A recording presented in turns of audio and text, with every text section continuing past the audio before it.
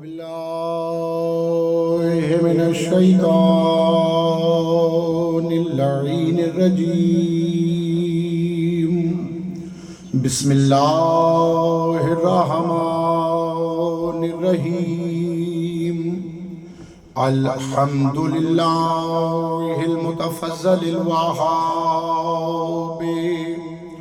والساطر الصوات والتواب، ونشهد أن سيد المرسلين وخير المبشرين وخاتم النبيين ورحمة للعالمين، ونشهد أن عليا أمير المؤمنين وسيد الوصيين وإمام المتقين وقاتل المشركين، وإمام افترض طاعته أن الحسن والحسين والمحسن وعلى عطرته الطيبين الطاهرين المعصومين المظلومين، واللعنة دائما على أعداء ولاية أمير المؤمنين. أما بعد، فقد قال الله تبارك وتعالى في كتابه المجيد وفرقانه الحميد: وهو أصدق القائلين وقوله الحق. إن الله اصطفى آدم ونوحا وآل إبراهيم وآل عمران على العالمين. صلوات محمد جو ابھی بھی درود کو حل کی عبادت جانتے ہوئے شامل نہیں ہوئے، ان سے بھی التجا ہے کہ مل کے بآواز بلند صلوات پڑھیں.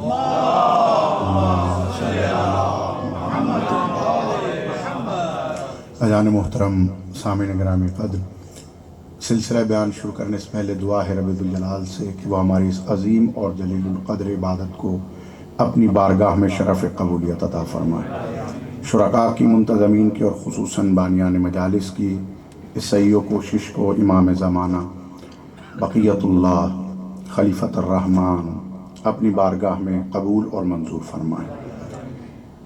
اور جتنے بھی حضرات یہاں پر آپ تشریف لائے ہیں، آپ کا آنا اپنی بارگاہ میں قبول فرمائے. جتنے بھی بچوں نے، بڑوں نے ذکر محمد و آل محمد میں شمولیت حاصل کی ہے، شہزادی کونین، انہیں اپنی بارگاہ سے اجر عظیم عطا فرمائے. صلوات اتنی بلند پڑھیں جتنی آل محمد نے طاقت عطا فرمائے.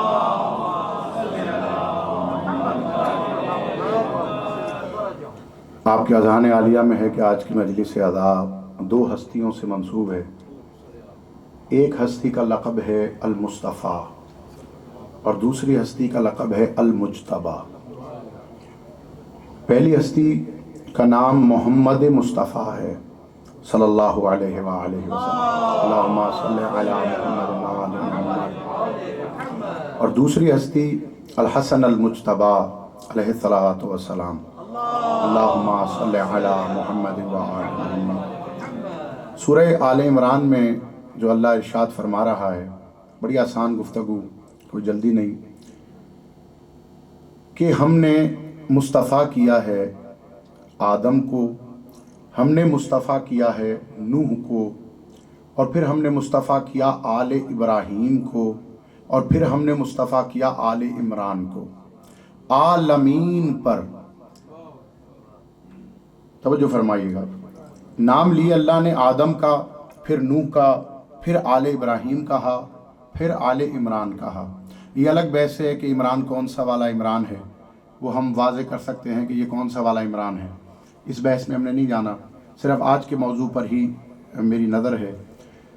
اگر تو آدم کو اللہ نے مصطفیٰ کیا ہے، تو جس مصطفیٰ کا ذکر آج ہے حیدر بھائی، یہ وہ مصطفیٰ ہے کہ جس کے صدقے میں اس آدم کو مصطفیٰ ملی. اور اگر نوح مصطفیٰ ہیں تو پھر آج کے دور کا، آج کی جس کی مجلس اعزا ہے، یہ وہ مصطفیٰ ہے کہ نوح کو بھی اسی کے صدقے میں مصطفیٰ ملی ہے. تو اگر ہم ابراہیم تک آئیں سلسلہ لے کر، تو چھوٹے چھوٹے موازنے ہیں. میں اپنے عقیدے میں تو آج کی ہستی کا موازنہ بھی پچھلے انبیاء سے کرنا اچھا نہیں سمجھتا، کیونکہ جتنے انبیاء پیچھے آئے ہیں وہ امت ہیں، اور امت کا مقابلہ امت کے مالک سے نہیں ہو سکتا۔ بہرحال پھر بھی ہم تھوڑا سا موازنہ کیے دیتے ہیں۔ حضرت آدم وہ مصطفیٰ ہیں کہ جن کا ایک بیٹا قاتل تھا اور ایک مقتول، لیکن آج کا مصطفیٰ وہ ہے کہ جس کے دونوں بیٹے جوانان جنت کے سردار ہیں۔ مولا آپ کو سلامت رکھے۔ حضرت آدم وہ ہیں کہ جن کی زوجہ جناب حوا سے ایک غلطی ہوئی تو جنت سے نکالے گئے، لیکن آج کے مصطفیٰ وہ ہیں کہ جن کی زوجہ کا اسلام پر بھی احسان ہے، توحید پر بھی احسان ہے۔ تو اگر ہم نوح کو مصطفیٰ مانیں، تھوڑا سا نوح کا بھی موازنہ کرتے چلے جائیں کہ نوح کا بیٹا وہ بیٹا ہے کہ جس نے باپ کی بات نہیں مانی اور وہ کوہ پہ چڑھ گیا اور کہنے لگا کہ بابا مجھے یہ کوہ بچا لے گا، لیکن حضرت محمد مصطفیٰ کے بیٹے وہ بیٹے ہیں کہ جنہوں نے اسلام کو بچایا ہے۔ یا علی علی حضرت نوح کی زوجہ پر آئیے، وہ ہیں کہ جن کو اللہ نے قرآن میں کافرین کے لیے نمونہ قرار دیا، لیکن محمد مصطفیٰ کی زوجہ وہ ہیں کہ جو محسنہ اسلام ہیں، کہ جنہوں نے امامت کو اپنے ہاتھوں سے سنوارا ہے۔ یا علی علی آپ حضرات ہیں نا میرے ساتھ، میں کوئی مشکل گفتگو نہیں کر رہا، بڑے آرام سے ایسی بات جو بچوں کی سمجھ میں بھی آ جائے، اور آپ تو بزرگ تو ہیں ہی میرے ساتھ۔ اور اگر حضرت ابراہیم کا موازنہ کیا جائے، حضرت ابراہیم وہ ہیں جو طالب خدا ہیں، اور رسول خدا وہ ہیں کہ خدا جن کا طالب ہے۔ اللہ اکبر۔ تو اگر چھوٹے چھوٹے موازنے بھی کرتے چلے جائیں تو آپ کو سمجھ آ جائے گا کہ یہ ہستی اور ہیں اور وہ ہستیاں اور ہیں۔ پھر اللہ نے کہا کہ ہم نے آل ابراہیم پر اور آل عمران کو اور آل ابراہیم کو عالمین پہ فضیلت عطا کی ہے۔ عزادارو، مصطفیٰ ہونا اور ہے، مجتبی ہونا اور ہے، مرتضی ہونا اور ہے۔ مصطفیٰ کے معنی بھی اگر ہم کتابوں میں پڑھتے ہیں، لغت میں دیکھتے ہیں کہ مصطفیٰ کے معنی بھی چننا ہے، مجتبی کے معنی بھی چننا ہے، اور مرتضی کے معنی بھی چنا ہوا کرتے ہیں، لیکن ان میں فرق ہے۔ مصطفیٰ کہتے ہیں اس کو جسے کثافت سے الگ کیا جائے، یعنی جسے بالکل صاف ستھرا کر دیا جائے۔ میں اور واضح کر کے بات کرتا ہوں، یہ بات ان کو زیادہ اچھی سمجھ آئے گی جن کا پتھروں کا کاروبار ہے، جو جیم سٹونز کا کام کرتے ہیں۔ انہوں نے دیکھا ہوگا کہ کبھی کسی دکان پر گئے ہوں، انہوں نے کہا کہ بھائی مجھے ایک اچھا سا نیلم دیجئے، تو اس نے کیا کیا ہوگا کہ کافی سارے نیلم کے پتھر آپ کے سامنے رکھے ہوں گے۔ ان نیلم کے پتھروں میں تھوڑے تھوڑے ایسے بھی ہوں گے جو داغدار تھے، اور پھر اس نے مہنگے والے دکھائے، وہ بالکل صاف ستھرے تھے۔ یہ جو داغ سے صاف ہیں انہیں مصطفیٰ کہتے ہیں۔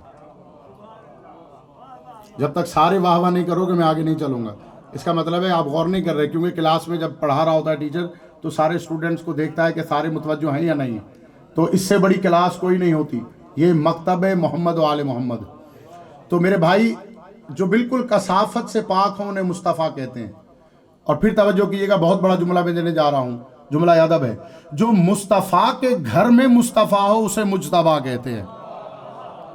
یا علی یا علی سلامت رہیں، مولا آپ کو آباد ہے۔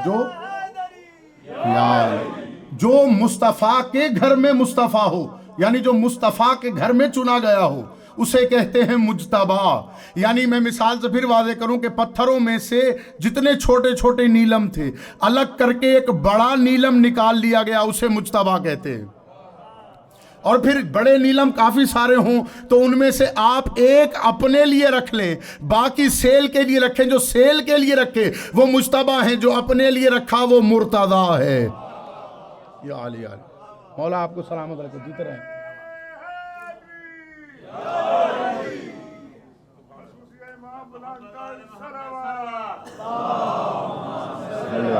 محمد اور پھر قرآن بھی گواہ ہے، احادیث گواہ ہیں کہ یہ گھرانہ کوئی ایک لقب لے کر دنیا میں نہیں آیا۔ اس گھرانے کے کئی القابات ہیں، انسان کی سانسیں دم توڑ دیتی ہیں، لیکن ان کے القاب و اسم کا سلسلہ دم نہیں توڑ سکتا، کیونکہ یہ تب بھی نبی تھے جب آدم پانی اور مٹی کے درمیان تھا، کیونکہ رسول خدا نے خود فرمایا کہ کنت نبیا و آدم بین الماء والطین، اور اس کی نیابت بھی پھر ایسا ولی کرنا چاہیے، ایسا ولی ہونا چاہیے جو اس وقت بھی ولی ہو جب نبی تھے۔ تو اسی کی نیابت میں محمد مصطفیٰ صلی اللہ علیہ وآلہ وسلم نے تو یہ کہا کہ میں اس وقت نبی تھا جب آدم پانی اور مٹی کے درمیان تھے، اور علی نے کہا کنت ولین و آدم بین الماء و طین، میں اس وقت ولی تھا جب آدم پانی اور مٹی کے درمیان تھے۔ اللہ اکبر، مولا آپ کو سلامت رکھے۔ تو یا علی یا علی، تو میرے بھائیوں، میرے دوستو، اس گھرانے میں محمد مصطفیٰ کے کئی لقب ہیں۔ ان کا ایک نام محمد بھی ہے، ایک نام ان کا احمد ہے، ایک کنیت ان کی ابو القاسم ہے، ان کا لقب نذیر بھی ہے، ان کا لقب بشیر بھی ہے۔ امام سے کسی شخص نے پوچھا اللہم صلی علی محمد و آل محمد، امام صادق سے کسی نے سوال کیا کہ مولا آپ کے نانا کو محمد کیوں کہا گیا؟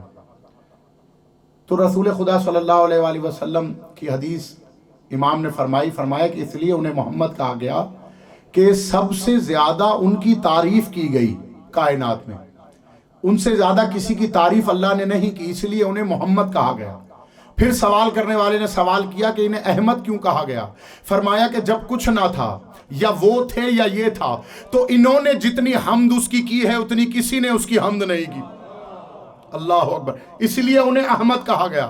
پھر پوچھا کہ مولا ان کی کنیت ابو القاسم کیوں ہے؟ فرمایا اس لیے کہ محمد صلی اللہ علیہ وآلہ وسلم کے پاس جنت اور جہنم کی چابیاں ہیں، اور آپ جنت اور جہنم کو تقسیم کرنے والے ہیں، اس لیے ان کی کنیت ہے ابو القاسم۔ اور پھر ایک امام نے یہ فرمایا ان کی کنیت ابو القاسم اس لیے ہے کہ بڑے فرزند کا جو نام تھا وہ قاسم تھا۔ عرب کا دستور ہے کہ کنیت بڑے بیٹے کے نام پہ رکھی جاتی ہے، اس لیے سرکار کی کنیت ہے ابو القاسم۔ پھر پوچھا سوال کرنے والے نے کہ سرکار کا لقب نذیر کیوں ہے؟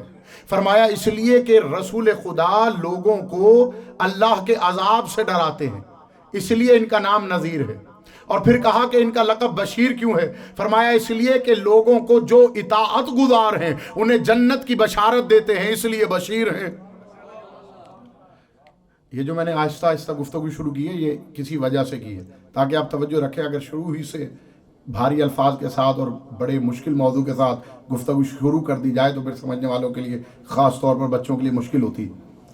اچھا، یہ سارے القابات کوئی نہ کوئی وجہ رکھتے ہیں، کوئی نہ کوئی ریزن ہے ان کے پیچھے۔ مصطفیٰ کے گھر میں مصطفیٰ، اور دیکھیے جتنی بھی یہ ہستیاں ہیں، ان ہستیوں نے اپنے آپ کو سب سے پہلے اپنے عمل سے منوایا، اپنے عمل سے، بعد میں زبان سے، پہلے عمل سے منوایا۔ اس لیے کہ کوئی انسان اگر زبان کا اچھا نہ ہو تو لوگ اس کا کردار نہیں دیکھتے، لیکن اگر کسی انسان کا کردار اور فعل اچھا ہو تو پھر لوگ سوچتے ہیں کہ یہ کچھ کہے تو اس کی بات سنی جائے۔ توجہات ہیں یا نہیں ہے؟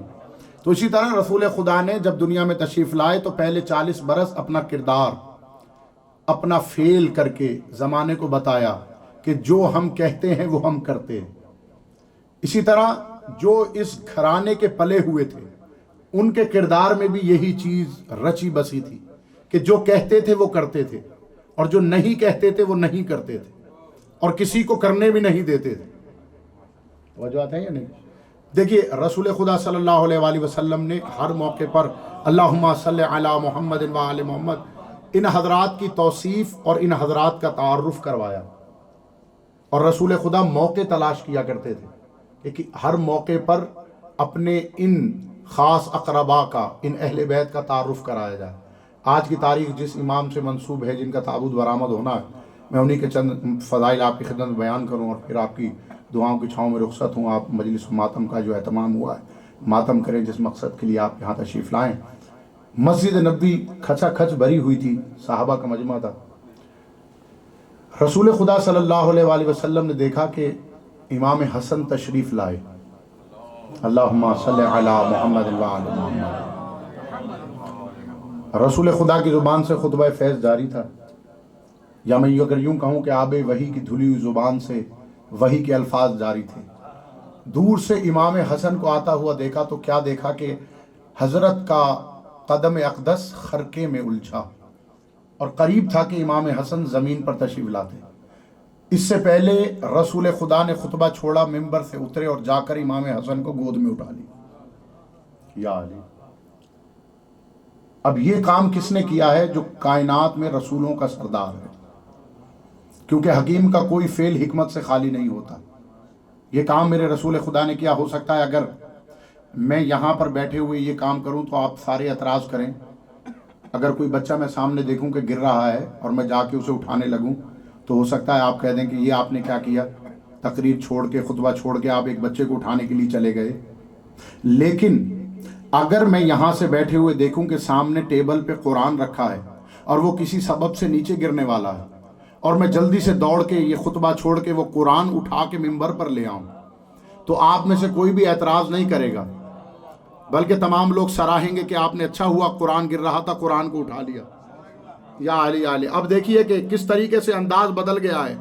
वो जो आने वाला था वो कुरान नातिक था और रसूल अल्लाह को उसकी मारिफत थी, इसलिए मिंबर से उतरे और इमाम हसन को गोद में लाकर मिंबर पे तशरीफ फरमा हो गए। इसी तरह अगर मैं कुरान मिंबर पर ले आऊं तो हो सकता है मैं अपनी तकरीर छोड़कर कोई ना कोई सूरा कुरान का निकाल कर पढ़ना शुरू कर दूं और आप एतराज़ भी नहीं करेंगे। यही काम रसूल खुदा ने किया। जब आब वही की धुली हुई जुबान से वही जारी थी, वही को तर्क करके इमाम हसन को जब मिंबर पर ले आए तो रसूल खुदा ने मिंबर पर आकर वही छोड़ दी, इमाम हसन के फजाइल पढ़ना शुरू कर दी। या अली या अली। तो रसूल खुदा ने क्या किया? मिंबर पर आकर रसूल खुदा ने इमाम हसन को गोद में उठाया। जितने भी लोग बैठे हुए थे उनको दिखा के कहा, या अय्युहन्नास फारिफूहु हाज़ा हसन। फरमाया कि ऐ लोगों, पहचान लो इसे, ये मेरा बेटा हसन है। अल्लाहु अकबर।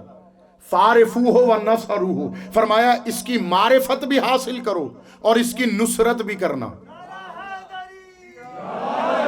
इसकी मदद भी करना, यानी जिस मौके पर भी इसे तुम्हारी नुसरत की जरूरत पड़े इसकी मदद करनी है। फिर रसूल खुदा की जुबान को आई, फिर फरमाया कि अबूहु फिल जन्ना, उम्मुहु फिल जन्ना, जद्दुहु फिल जन्ना, जद्दतुहु फिल जन्ना, खालुहु फिल जन्ना, अम्मतहु फिल जन्ना, मुहिब्बुहु फिल जन्ना, मुहिब्बु मुहिब्बी फिल जन्ना। अब ये खुतबा इमाम हसन की शान में नहीं, इमाम हसन के चाहने वालों की शान में भी शामिल कर दिया। क्या फरमाया रसूल खुदा ने मिंबर से? ऐ लोगों, ये मेरा बेटा हसन है,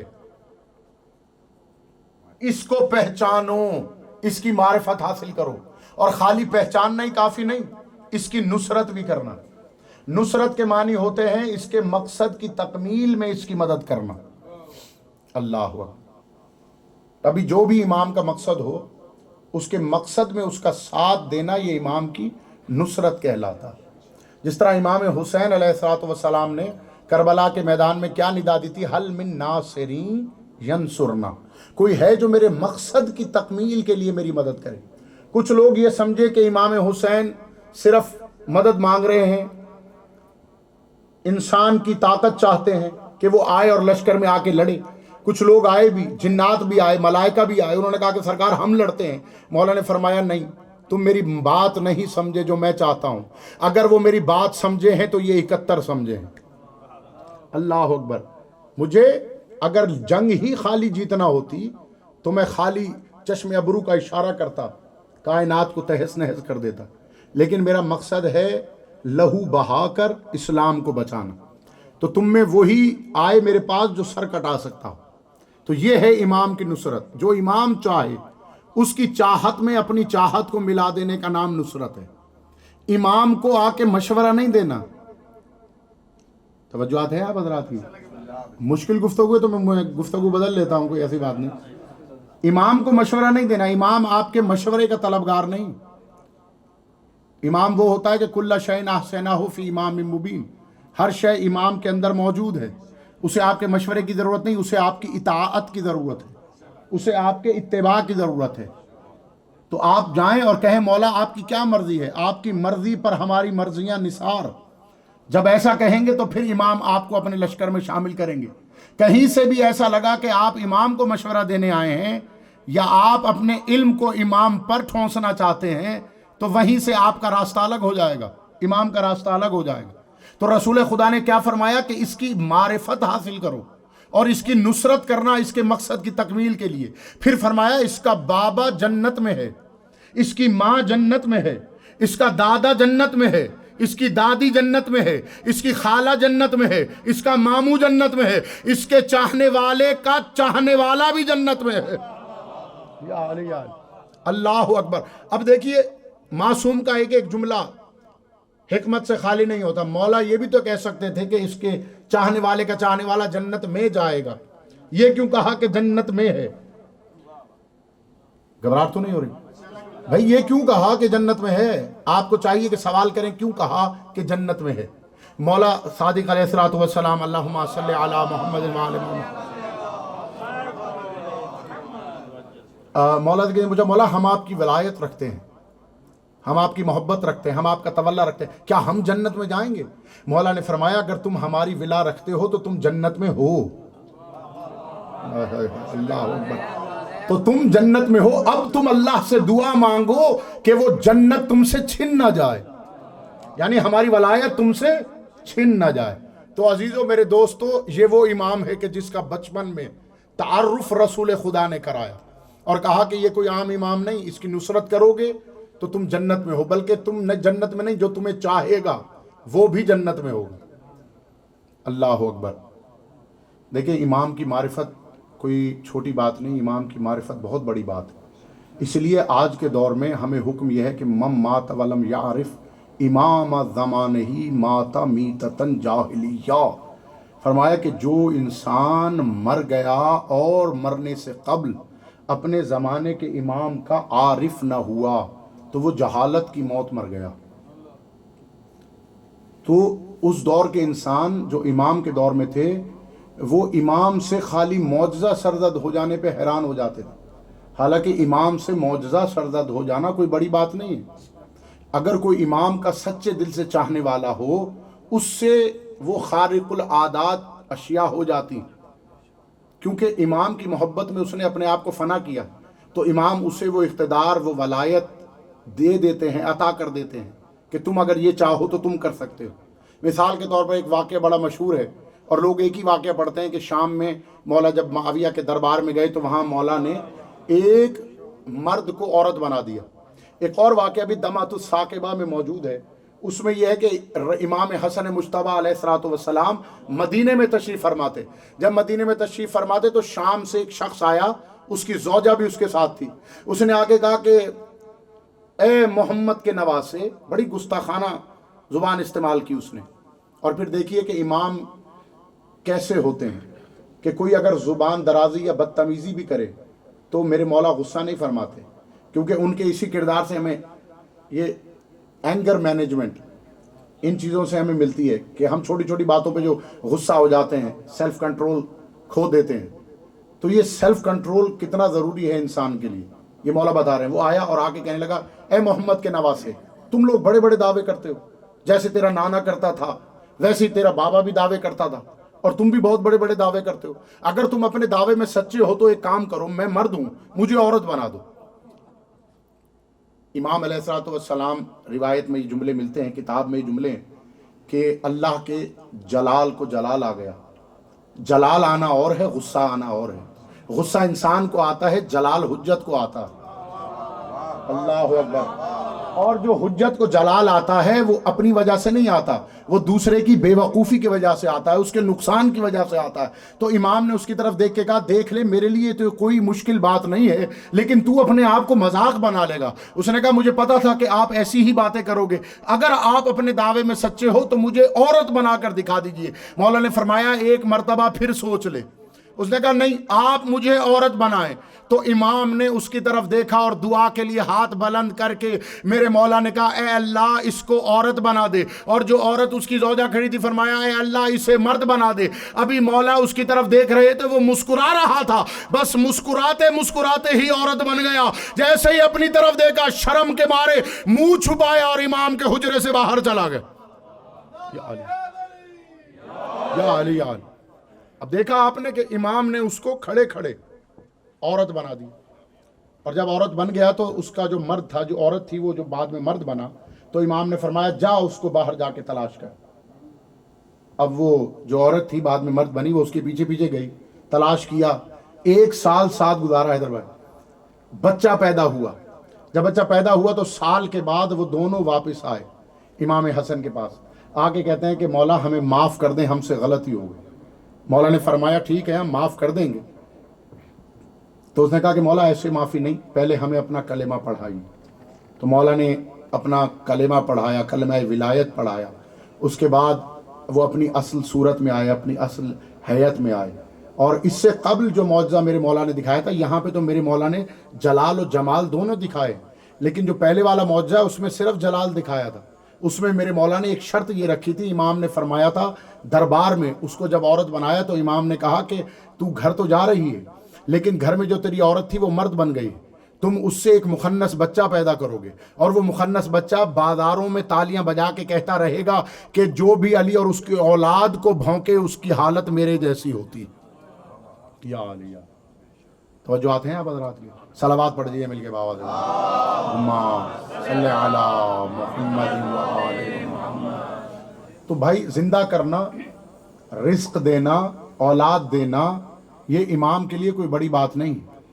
امام ہی کے دور میں ایک واقعہ اور پیش کروں پھر میں آپ سے اجازت چاہوں مصائب کی طرف۔ ملک چین بادشاہ تھا، ایک بیٹی تھی بہت حسین، روایت میں لکھا ہے، اور اس بادشاہ کا جو وزیر تھا اس کا ایک بیٹا تھا، وہ بھی بہت حسین تھا۔ وہ دونوں ملک میں اپنے حسن کی وجہ سے شہرت رکھتے تھے۔ تو وہ جو لڑکا اور لڑکی تھے وہ دونوں آپس میں ایک دوسرے کو پسند کرنے لگے اور بعد میں ملاقات بھی کرتے تھے۔ تو یہ بات بادشاہ کو ناگوار گزری، بادشاہ کو ناگوار گزری یہ بات۔ اس نے دونوں کو موقع پا کر قتل کر دیا، اپنی بیٹی کو بھی وزیر کے بیٹے کو بھی۔ جب قتل کر دیا تو بعد میں پچھتایا اور یہ سوچا کہ یہ میں نے کیا کیا، اپنی بیٹی کو بھی مار دیا، وزیر کے بیٹے کو بھی مار دیا۔ جب غصہ ٹھنڈا ہوا، شیطان اترا، تو اب حیران پریشان ہے، سرگردان ہے کہ کیا کروں۔ اپنے مشیروں کو بلایا، بلا کے کہتا ہے کہ کوئی نہ کوئی مشورہ مجھے دو کہ ان مردوں کو زندہ کیا جائے۔ اب وہ جو مشیر تھے وہ کہنے لگے بادشاہ تیرا دماغ خراب ہے، مرنے کے بعد بھی کوئی زندہ ہوا ہے؟ لیکن ان میں سے ایک جو مشیر خاص تھا وہ تھا کہ جو مدینے بھی آتا رہا، ایک دفعہ کوفہ بھی آیا مولا علی کے دور میں۔ تو وہ کہنے لگا کہ بادشاہ اگر آپ کہیں تو میں ایک ایسے شخص کو جانتا ہوں جو مردوں کو زندہ کرتا ہے۔ تو بادشاہ کے ارد گرد جتنے بھی کھڑے ہوئے تھے وہ حیران ہو کے کہتے ہیں کہ کیا تیرا دماغ صحیح ہے، مردے بھی کبھی زندہ ہوئے ہیں؟ فرمایا کہ مجھے پتہ نہیں کہ مردہ زندہ ہوئے کہ نہیں ہوئے، لیکن میں اتنا جانتا ہوں کہ کچھ عرصہ پہلے مدینے میں ایک نبی مبعوث ہوئے تھے اور انہوں نے یہ کلیم کیا تھا کہ میں مردوں کو زندہ کرتا ہوں۔ تو ان کے ایک وصی تھے جن کا نام علی مرتضیٰ تھا، اور ان کے ایک بیٹے ہیں جن کا نام حسن مجتبیٰ ہے۔ وہ یہ دعویٰ کرتے ہیں کہ جو کچھ میرے نانا کے پاس تھا وہ میرے بابا کے پاس تھا، اور جو کچھ میرے بابا کے پاس تھا وہ آج میں حسن کے پاس۔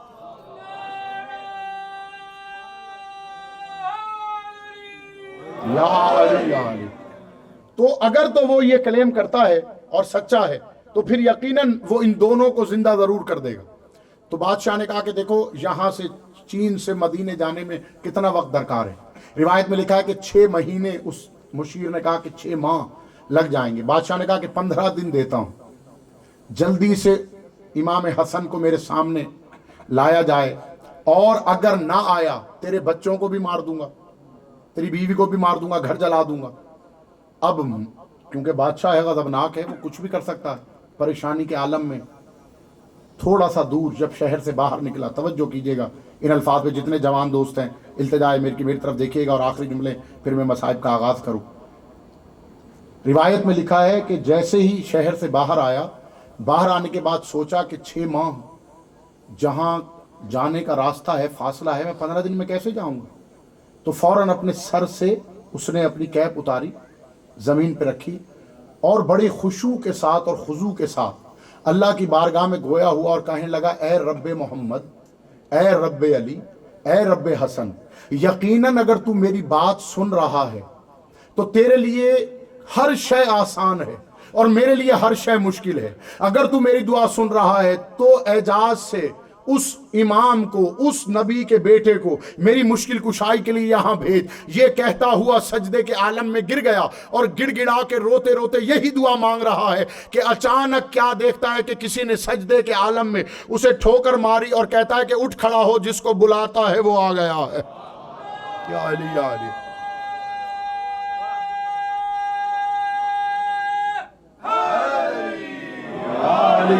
अल्लाहु अकबर। फौरन वो जो मुशीर था बादशाह का खड़ा हो गया और खड़ा होकर कहता है कि आप कौन है? फरमाया कि जिसको तूने पुकारा है मैं वही हूं, और जल्दी से मुझे बादशाह की तरफ ले चल। तो वह हैरत ज़दा होकर कहता है जो मदीने से चीन आ गया, क्या उसे ये नहीं पता कि बादशाह का घर कौन सा है? मौला ने फरमाया हम मारिफत के इम्तिहान ऐसे ही लिया करते हैं। अल्लाह अकबर। कहने लगा कि जल्दी से, बस इमाम तशरीफ ले गए और बादशाह से कहा कि बस जल्दी करो, हमें और भी काम है। दोनों लाशों को सामने लाया। रिवायत में ये जुमले कि इमाम ने 2 रकत नमाज अदा की और दुआ की बारगाह काज़ी उल हाजात में। जब इमाम ने दुआ फरमाई तो दोनों ही कलमा शहादत पढ़ते हुए उठ बैठे। जब कलमा शहादत पढ़ते हुए उठ बैठे और मौला के कदमों पे गिर के कदम बोसी करने लगे तो इमाम से कहते हैं कि मौला आप जाने से पहले हमें अपना कलेमा पढ़वाइए। इमाम ने उनकी ज़ुबान पर वो कलेमा जारी करवाया। उसके बाद इमाम ने उनके बाप से, जो लड़की का बाप था, बादशाह और वज़ीर दोनों को बुला के कहा कि तुम दोनों का अक़्द कर दो। उसने कहा कि मौला अगर आप आए हैं तो अक़्द भी आप ही पढ़ा कर जाइए। अल्लाह अकबर। सलावात पढ़ दीजिए मिलके बाबा।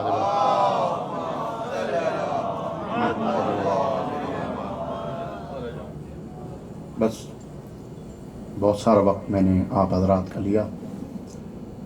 आज का दिन, आज की ये मजलिस मखसूस है इमाम हसन मुज्तबा और रसूल खुदा के नाम। ताबूत इमाम हसन मुज्तबा का बरामद होना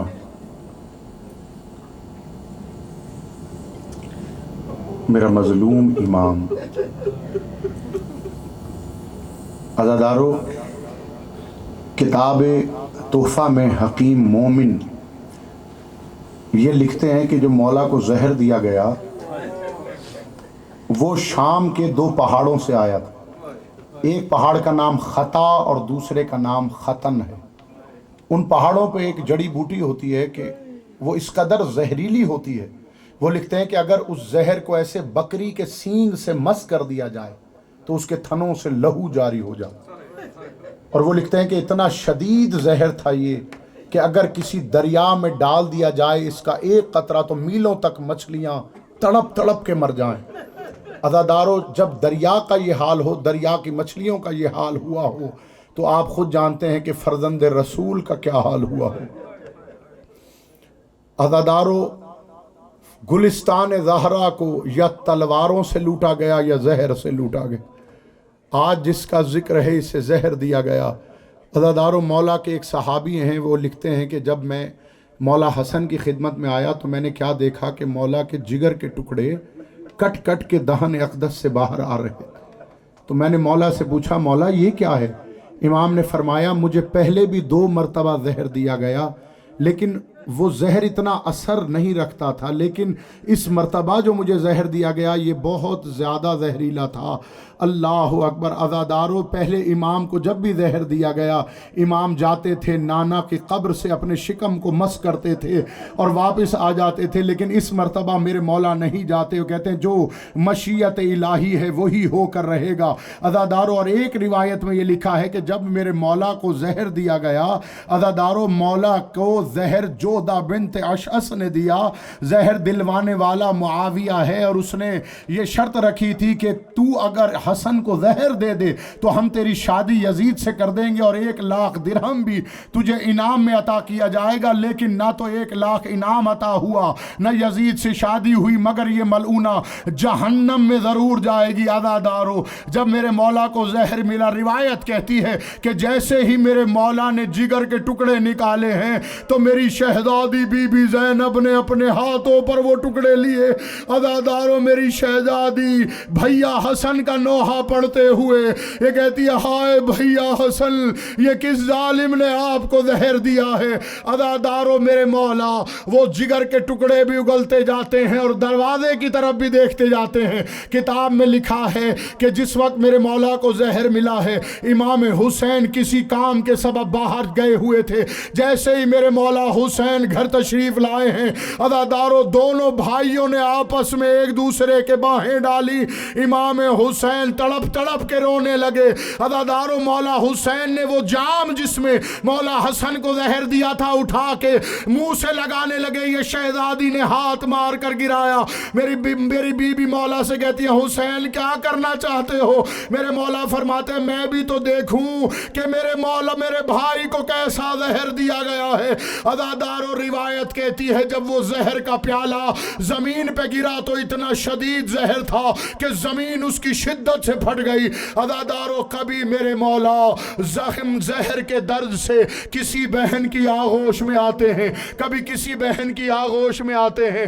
अज़ादारों, उसी दौरान मेरे मौला की नज़र जनाब कासिम पर पड़ी। अज़ादारों, शहजादा कासिम को अपने करीब बुलाकर मेरे मौला हसन ने अपने भाई हसन के हाथ में हाथ देते हुए कहा, भैया हुसैन, हमने आपकी एक बेटी को अपने इस बेटे के नाम से मंसूब किया है। करबला में हमारी अमानत हमारे बेटे के हवाले कर दीजिएगा। अज़ादारों, बस। और उसके बाद मेरे मौला ने कुछ वसीयतें शुरू की। अज़ादारों, मेरे मौला ने जब इमाम हुसैन ने पूछा, भैया जहर के असर से आपका बदन सब्ज क्यों हो गया है? अज़ादारों, तो मेरे मौला हसन ने कहा, भैया हुसैन, हमारे नाना की हदीस बिल्कुल सही थी।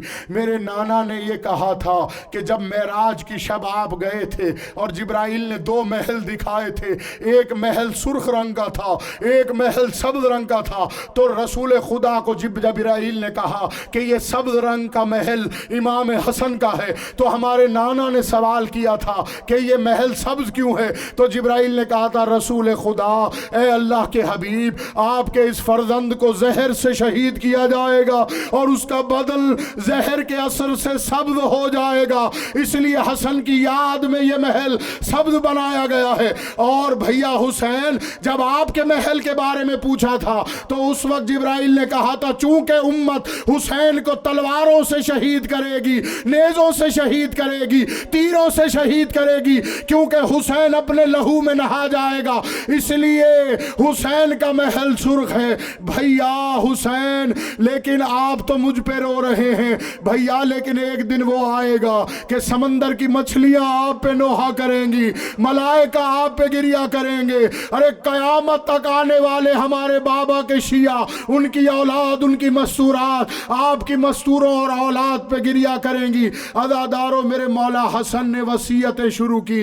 वसीयतों में मेरे मौला ने कहा, भैया हुसैन, मुझे ईफाए अहद के लिए नाना की तुरबत के करीब ले जाइएगा, मुझे वहाँ दफन न कीजिएगा, मुझे दफन अपनी अम्मा के कदमों में कीजिएगा। अज़ादारों, ये वसीयत करके मेरे मौला ने कहा, भैया हुसैन, वहाँ जब आप नाना के मज़ार पे जाएंगे, वहाँ पर मुझ पे एक मुसीबत अजीम वारिद होगी।